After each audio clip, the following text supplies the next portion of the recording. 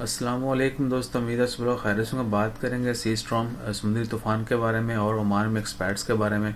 Recently आपने देखा होगा कि ओमान में हवाएं जो है बहुत तेज़ चल रही हैं, बहुत सारे इलाकों में बादल भी रहे, बारिशें भी हो रही हैं।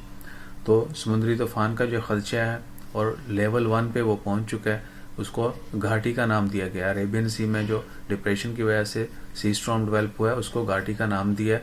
अभी तक उसका डायरेक्ट इम्पैक्ट का नहीं बताया गया, ना ही ये बताया गया कि ओमान से कितना दूर है। उसका रुख जो है वो यमन के साहल और अफ्रीका की तरफ है।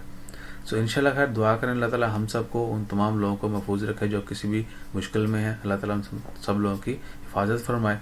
और ओमान में एक्सपर्ट के हवाले से आपको पता है कि जब से कोरोना पैंडमिक स्टार्ट हुआ है उस दौरान बहुत ज़्यादा लोग जो हैं ओमान से छोड़ के जा चुके हैं। ऑलमोस्ट 3 लाख से ज़्यादा लोग जो हैं ओमान छोड़ के जा चुके हैं।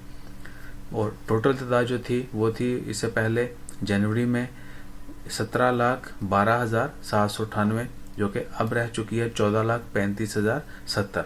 17% के करीब जो है वो लोग ओमान छोड़ के जा चुके हैं। जबकि अभी आपको पता है आउट पास भी ओपन हो चुके हैं।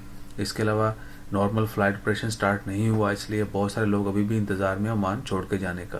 और एक अंदाजे के मुताबिक बताया जा रहा है कि सिर्फ जीसीसी यानी गल्फ़ ममालिक में से 2 मिलियन के लोग करीब लोग जो हैं वो जॉबलेस होंगे, वो गल्फ़ छोड़ के अपने ममालिक जो है वापस जाएंगे। दुआ करें अल्लाह ताला हम सबको, आप सबको अपनी हिफ्ज़ ईमान में रखे और तमाम लोगों को अच्छा और बेहतर रोज़गार जो है वो फराहम करे। अपना ख्याल रखिएगा, दुआ में याद रखिएगा। इसके अलावा जैसे मज़ीद अपडेट्स आती हैं ओमान की, बाकी ममालिक की, वो भी शेयर करते हैं। जज़ाकल्लाह, अल्लाह हाफिज़।